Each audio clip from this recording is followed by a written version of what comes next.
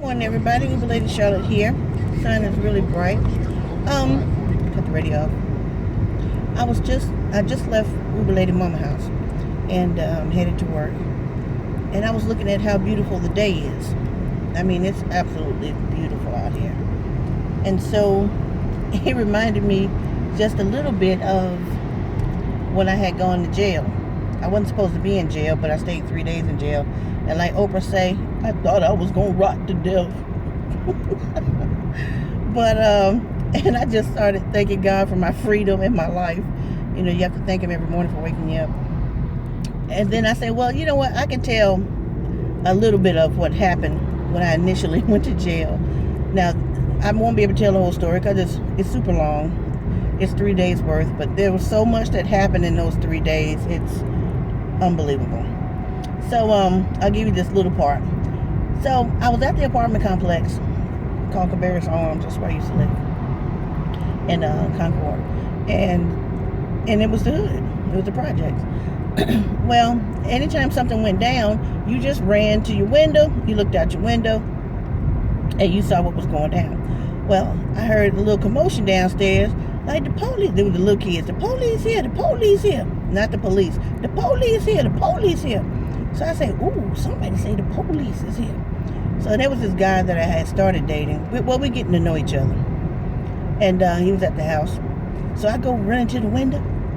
And I'm looking out the window. I say, hey, and I call his name. I say, it's a police officer right in front of our building, in front of my building. He was like, you better get out that window, mind your business. I say, mind my business? I got to know. I'm nosy by nature. I'm a woman. I got to know. So he was like, all right, you're going to get enough of knowing. All right, so, sorry, excuse me, allergies. So I'm looking out the window, and it's taking him while he's doing some little paperwork or whatever. So, and I lived upstairs. So I said, well, yeah, I'm going to get out the window because it looked like he might be getting ready to get out the car. All right, so next thing you know, there was a knock on the door. I said, oh, this was January 1st. January the 1st that all this happened. So now as of today, I don't go to my door January 1st. I don't open the door. I don't have company. I don't want no parts of nobody on January 1st. Because that was the most horrible day of my life. So there was a knock at the door. So I go to the door, and I'm thinking, who could be knocking on my door January 1st? So I open the door, and it's the police officer. But in my mind, because I'm so silly sometimes, I don't see him as a police officer because he's so damn fine. He's fine now. So, he said, he called my name, and he's like, are you Miss? I said, yeah. In my head, all of a sudden, I started hearing stripper music. Now, am I a sick individual? Maybe so. I don't know. I lost it. So in my head, I hear, doom, doom, doom, doom, and then I'm standing in the door and I'm gyrating. I'm like, yeah, and he's looking at me, and next thing you know, he takes out the cuffs. I said, oh, this stripper gig getting good. It's so realistic. They done sent him with a police car and everything. This is great. He said, I hate to do this to you, ma'am, but, you know, you have a warrant for your arrest. We have a warrant for your arrest. I said, who getting arrested? He said, I'm so sorry, but we have a warrant for your arrest. And he told me what it was for. I said, that's not true. That's not true at all. So I'm trying to park. He said, well, if you could just come with me, he said, we'll get it all sorted out when we get you to Charlotte. And remind you, I lived in Kannapolis at the time. I say, Cabarrus County. I said, when we get downtown Charlotte, he said, yes, I'm so sorry. We have to transport you to Concord Mills, and a Mecklenburg County officer is going to transport you from there. I was like, oh, no. So now the dude, he done came out the bathroom, and I'm standing there with handcuffs on. And he said, what's going on? I said, I'm being arrested. He was like, for what? And then I told him what the officer said. He was like, oh, this is a bad first impression. This is bad. Look like he dating Thelma of Thelma and Louise. So I'm like, they're going to take me downtown. He's like, okay. So I say, I need you to call my mama. But by this time, the officer got me, taking me downstairs. In the handcuffs, behind my back. He get me in the police car. The whole hood is looking now. You talking about me? I was the 4-H leader in my neighborhood, and the school bus driver, they bus driver. So it's like, oh my gosh, can't believe this is happening to me. So he put me in the car. I'm gonna tell you something. The police cars, they tiny in the back. They little. It's little. You like a little ball. It's little. So I'm in there. He said, ma'am, I'm so sorry. I said, it's okay, honey. It's okay. Like you said, it's going to get all straightened out. Maybe get it straightened out tonight. So now I'm going to fast forward a whole bunch of stuff. So I get down to intake. The guy said, well, after I got into the Mecklenburg County police car, he take me down. He said, you're so nice. He said, I hate to do this to you. This is the second cop. And I said, it's okay. It'll all be straightened out. And it was the weekend.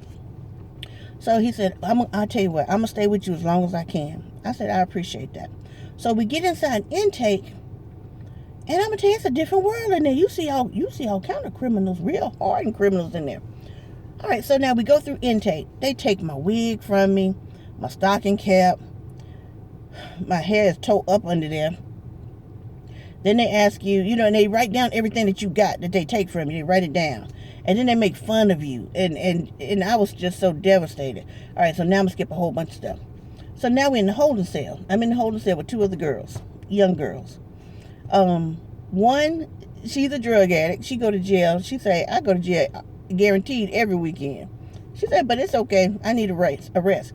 She was addicted to drugs. She was addicted to, it wasn't crack. It was something else she was addicted to. So it was crazy. And the other girl was a thief. And when I say a thief, okay, she stole stuff. She took things that belonged to her. She and her boyfriend lived in a motel, and she had her children, but her children were taken from her, so they were living in a motel, and she used to go stealing to sell the stuff to make money to pay for the hotel. That's no reason to steal. All right, anyway. But the lady that was a drug addict, she became one of my best friends in jail. She say, just stick with me, and I'll show you what to do. Now, we sit on this little tiny bench. My butt was enough to take up the whole bench. So now, but she and I both on the bench. The girl that was a thief, she's standing up looking at the bars, and she young, she ratchet. Yeah, I don't even know why I'm in here. Yeah, you know what I'm saying? I was doing what I gotta do. And I'm looking at her thinking, oh boy, she gonna get us all billy clubbed and pepper sprayed in there. Then the short lady that was with me, the drug addict, she's sitting on the bench with me. She made me get over. She just sat down and scooted me over. She was strong, she was wiry. So now I'm on the edge of the bench, and the edge of the bench is in the crack of my butt. And she got some of the bench. And she lays her head on my shoulder and goes to sleep. Heroin is what she was on. That's what it was, heroin. So she can't stay up. She'll wake up, say something to me, then she'll go back to sleep. Laying on my shoulder and slobbing. And I'm like, I just can't believe this. This is a terrible way to start the year. So now we in intake. They get all your information. Then they march us to a little room. Now in the little room is where it get real bad. So now the three of us stand in the room. And we got to take off all our clothes. I didn't say anything because I'm learning. My thing is, if I'm in a situation where I don't know what's happening, I will be quiet and just watch. Especially when the rebel done met the road. I will be quiet and I will watch and try to comply. Because I don't want you to beat me down in Charlotte-Mecklenburg jail. I don't want you to beat me down there. So I see how they looking at Slammer magazine. I don't want none of that. So the lady that was beside me, the heroin addict, she was like, when we were walking in the line, she was whispering. She said, just do whatever I do. Whatever I do, you do it. I said, you're not going to get me beat, are you? She said, no, I do this every weekend. She said, now what's getting ready to happen? So she whispering to me, and we get in the room. The lady, the jailer, tell us to take off all our clothes because she got to check stuff. All right, I take off my clothes. I'm standing there. They don't, where I was, they don't go in you, nothing. They don't do the cavity search. But they look, open your mouth, they run their fingers through your hair with the gloves on, and, oh, it was terrible. All right, so she did me, she did the other lady, and the thief didn't want to take off her clothes. She was like, well, I don't know why I got to take off my clothes. And I'm thinking, they've been waiting to beat somebody all day, and here's their chance. They're going to beat you down. So she's like, ma'am, I'm not going to ask you again. Take off all your clothes. This girl taking off her clothes, and when she get to her pants, she say, I ain't got no drawers on. I just want y'all to know I ain't got no drawers on. I'm like, oh, no. Oh, no. She take off her clothes, and you talking about somebody that stink. Not stink, not smell, but stank with a capital ain't. I'm talking, I might have seen some flies and nets. I don't even know, but it was terrible. It just all rolled out. So she had to get checked, and the jailer did not want to check her. But the jailer said to her, you know what, you don't take no bath, your stinking ass? I'm like, oh, they just say stuff, and there's nobody here to say nothing about it. Let me tell you something about jail, and I'm going to go. They do not care about your story. They do not care why you in there. You just a number, and you just a person. And when I say person, you the lowest form of a person. They don't care if you in there for a traffic ticket. They treat you all the same. So that's that little part. And if y'all want to hear the rest of the story, another part of that whole jailing experience for the weekend, I'll tell it to you. But let me know. Anyway, I learned to keep my hair done, my hair braided under this wig. I learned to keep me some good underwear on and a good bra. And I learned, on the weekends, you might want to wear some white. Because if you wear white underwear and a white bra, they'll let you keep it. But if you got on colors, they won't let you keep it. You have to come out of there and wear that orange jumpsuit thing with the socks and the flip-flops. Hate flip-flops. All right, I got to go. Bye.